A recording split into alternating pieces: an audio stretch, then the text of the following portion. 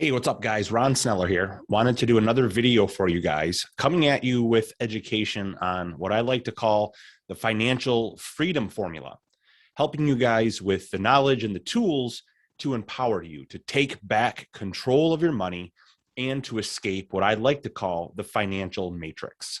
So recently, I received a book written by one of the greatest CPAs of all time. His name is Tom Wheelwright. Now, Tom Wheelwright is actually associated with Rich Dad, Poor Dad author Robert Kiyosaki. Tom Wheelwright is actually in their network of Rich Dad advisors. He's their tax advisor. And the name of the book that I received is called Tax-Free Wealth. Now, I know I'm talking about taxes, but before you shut this off, understand this. Taxes are going to be quite literally your number one expense during your lifetime, right? It's taxes. And the one thing, and one of the things that Tom shares is that the difference between the wealthy versus the poor and the middle class, the difference between the ones who have and the ones who do not is their ability to understand their greatest expense and how to eliminate that and minimize it as much as possible. Again, that's taxes, right? Now, the Wall Street Journal called what I'm going to share with you a tax shelter for the rich. Now, when talking about this tax shelter for the rich, there are basically three places that you can put your money. Number one, you can take your money and you can put it in the taxable bucket and you can pay taxes as you go. So you make some money and you pay some taxes. And then next year you make some money and you pay taxes. Now, most people are doing this with products they're familiar with at their bank, like savings accounts, CDs, and money markets, paying tax on their annual interest as they earn that interest. But this can also go for your investing as well. Like if you own mutual funds and hold them outside of your tax deferred retirement accounts, you pay taxes on your gains as you go. Now, if you decide not to do that, and if you decide to follow traditional advice, you could put your money into what's called a tax deferred bucket. Now, when you do this, you pay tax in the future, but you will be paying tax on all of the money that you put in and all of the growth and interest that you have earned. And where do most people put all of their retirement savings? In this bucket right here, in the tax deferred bucket, in their 401ks, their IRAs, their 403bs, and their 457 plans. Now, why do they do this? Because their CPA, who is not Tom Wheelwright, is telling you that you're going to retire in a lower tax bracket. Now, let me stop and ask you a question. Is there anyone out there, anyone at all, who can look at our country's fiscal position with all of the debt, all of the spending, all of the unfunded programs and liabilities, the social programs? Is there anybody out there who thinks that Congress is going to lower tax rates in the future and that we're going to have a lower tax structure? Probably not a whole lot of people. Now, let's say that the tax structure stays the same as it is today. Now, again, there's a lot of evidence to suggest that it won't be, and that taxes will have to be much higher. But let's say that the tax structure stays the same today. So if you do retire in a lower tax bracket, what does that mean? Well, that actually means that you'll be receiving less income than what you have today. Now, when you think about your retirement, does your retirement dreams, do they include living on much less income than you have today?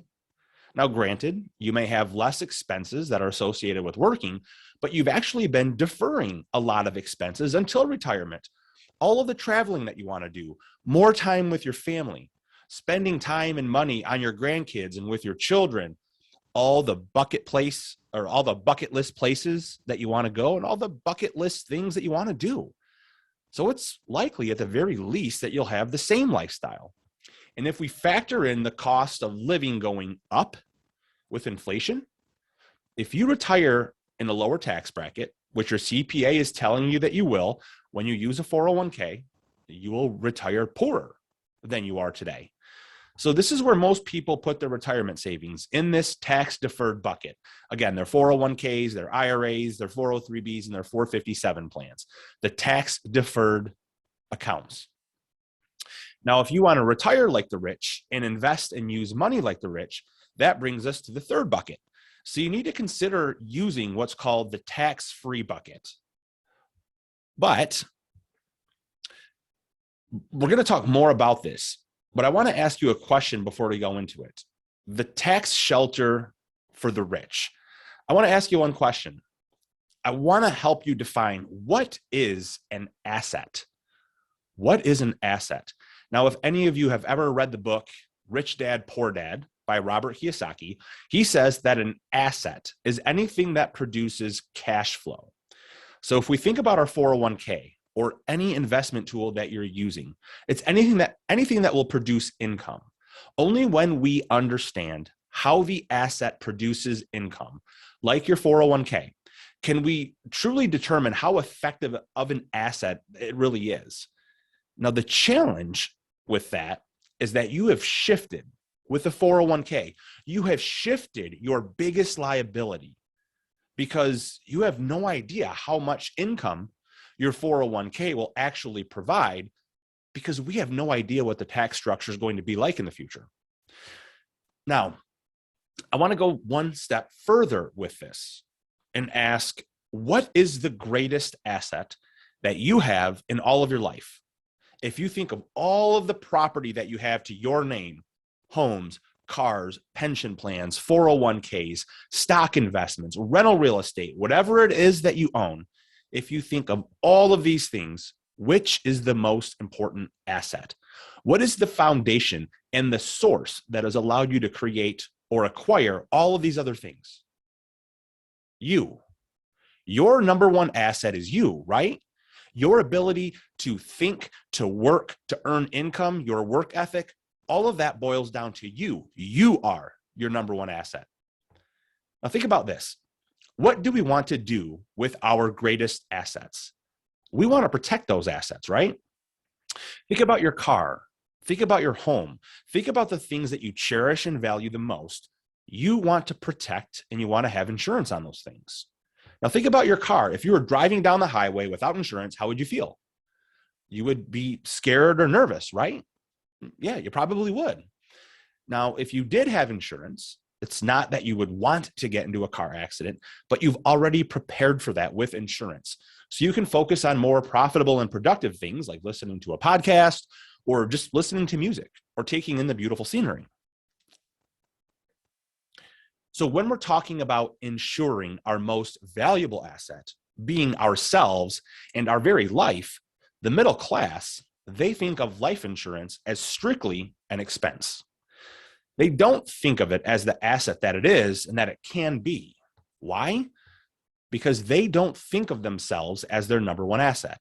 So they try to get by on purchasing as little insurance as possible and buying the cheapest insurance possible. And the cheapest insurance possible, this is term insurance. And this is simply a matter of ignorance. They don't know how life insurance can work. But the wealthy, they predominantly think of themselves as the number one asset. And again, they think of life insurance also as an asset. And the reason that the wealthy think of life insurance as an asset is that they understand the rules of the game, right? They don't have ignorance. They have spent the time learning and educating themselves, and they have advisors. So they understand the rules of the tax code. And they know that if they can minimize tax, minimize their greatest expense as much as possible, and knowing that life insurance is one of the tools that can do that, they know that they can actually keep more of their money. So this tax shelter for the rich, if we go back in the tax-free bucket, there are only 3 places that you can put your money. 3 places, that's it. You can put your money in Roth accounts.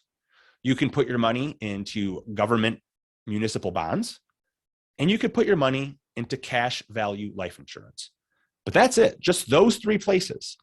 Now remember, most people take the middle class approach to this, and they think of life insurance as an expense. And they try to buy as little life insurance and for the lowest expense as possible. The wealthy think of life insurance in the opposite way. They think of it as an asset. And the reason it's an asset is this. How does it produce cash flow? How does it produce cash flow? Well, they set it up in a very specific way. Now, what if you had a life insurance policy that acted and looked like a vault, right? Now, when you think about a vault, what does a vault have? It has some very unique characteristics. So what if you could build a life insurance policy that could act as your own personal money vault? A life insurance policy that would, number one, allow you to earn a guaranteed rate of return on your money.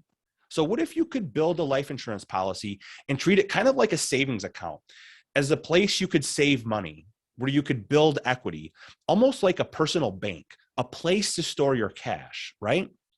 And once your cash was stored in this life insurance policy, you could actually earn a guaranteed rate of return on it. And in addition to that, you could earn a dividend on it as well every single year. Now ask yourself this: what level of confidence and certainty would come into your life if you actually had a place in the uncertainty of the world that we live in today, a place that you could actually earn a guaranteed rate of return and the potential for dividends every single year for the rest of your life? For the rest of your life, this foundation would set you up to do some pretty amazing things if you knew that your money was always compounding. And the next thing, what if you knew that your money was always safe and private? What if you knew that your money was backed up in a financial contract with companies that have been around and have been doing this for hundreds, yes, I said hundreds, plural, hundreds of years? And because we are using life insurance, all of the growth that we are getting on your vault-like account is coming back to you completely tax-free. And remember Rich Dad's formula. His formula is that an asset is anything that produces cash flow. Now that cash that's inside your account, what if you could actually use and leverage that money inside of your account and still be able to get growth on that money at the same time? What if you could have your money working for you in two places at once? Would that change your life a little bit? I know for me, it's changed my life. And for many of my clients, it's changed theirs too. Business owners, real estate investors, they can literally take their money and accomplish multiple goals with their money. They can have their money, when utilizing the infinite banking concept, they can have their money working for them in two places at once, so they can accomplish multiple goals at the same time.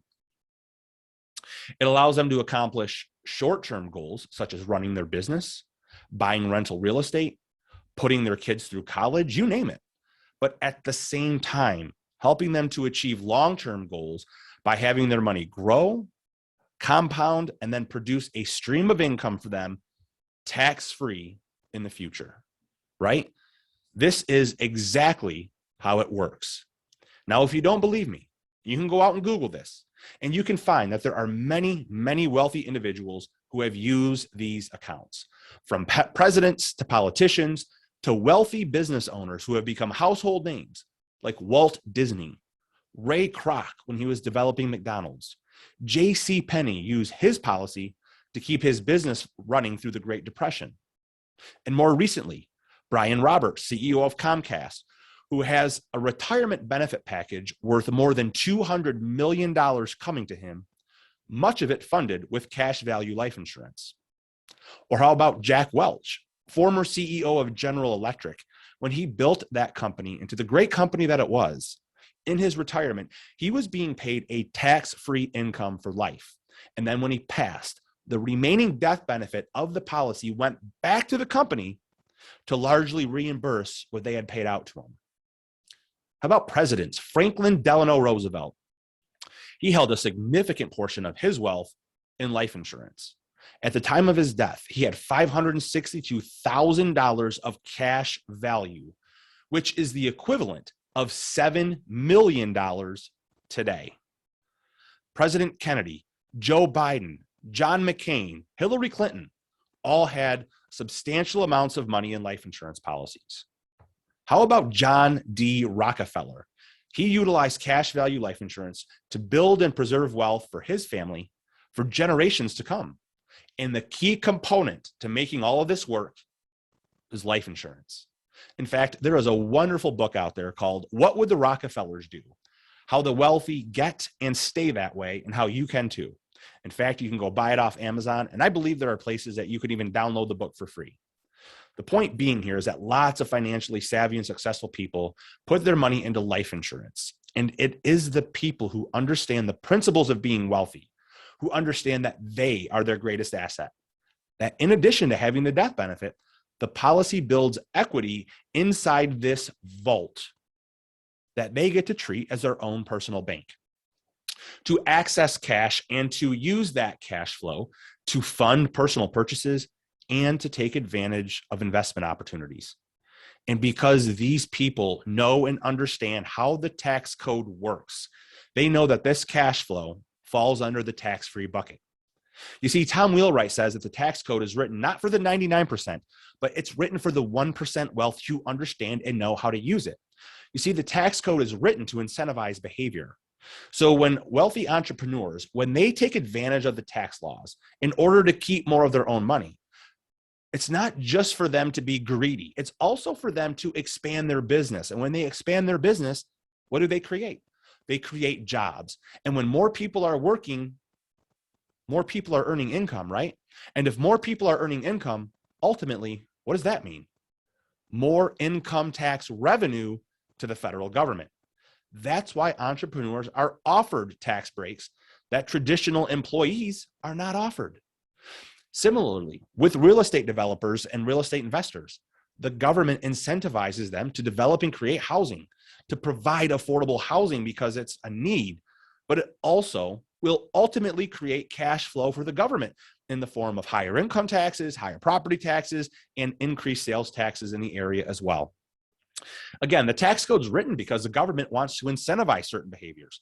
They want you to use your money, to move your money, because when money moves, that increased velocity of money, when the cash is flowing, the government generates more and more revenue. Because every time a dollar moves, they get to tax it all throughout its movement, right? So the rich, they use the IRS code as a tax shelter. As a tax shelter, their goal is to move and utilize as much of their money as possible and then protect it in places like this, your life insurance vault, because at that point on, it grows tax-free. So the wealthy understand the benefits of utilizing the tax code and paying less to the government by storing their cash in life insurance. Shouldn't you learn how to? Now, one last thing that I want to share with you. The ultra rich, the banks, the ultra wealthy, they're telling you one thing, but they're doing the exact opposite. Here's an example. According to the Federal Deposit Insurance Corporation, the FDIC, the largest 38 banks in America have invested over $140 billion in cash value life insurance. 68% of these banks have more money in cash value life insurance than they have invested in their own skyscrapers, IT networks, and bank branches.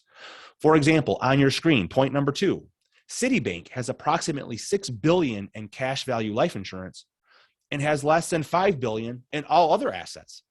How about point number 4, Wells Fargo, $19.3 billion in cash value life insurance and only around $10 billion in other assets. Point number 5, Bank of America, $22 billion cash value life insurance, while only having around $15 billion in other assets. So the biggest banks in the world hold about half of all of their assets in cash value life insurance. In all, approximately 3,800 banks own more than $190 billion in cash value insurance.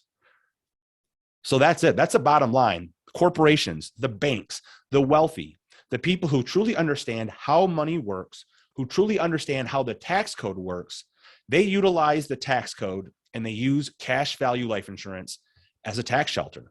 Guys, here's the bottom line. If you're not using the IRS code to store your money and protect against taxes, you're missing the boat. You're following the strategies of the middle class, thinking of life insurance as an expense instead of an asset, buying all term insurance, keeping your money stagnant in a 401k, hoping that you retire in a lower tax bracket. That will never work. All right, with that being said, if this concept interests you, simply shoot me a message here on social media or email me at ronald.sneller@snellerfinancial.com and ask for access to my free Infinite Banking Masterclass so you can learn more. Or if you don't want to sit through a half an hour class and just want to get started by talking to me to see what this would look like for you, simply check out the link to my calendar. I'll link it down there below, and you can schedule some time for a complimentary strategy session. All right, guys, it was great presenting this to you. I hope you found it useful. Have a great day.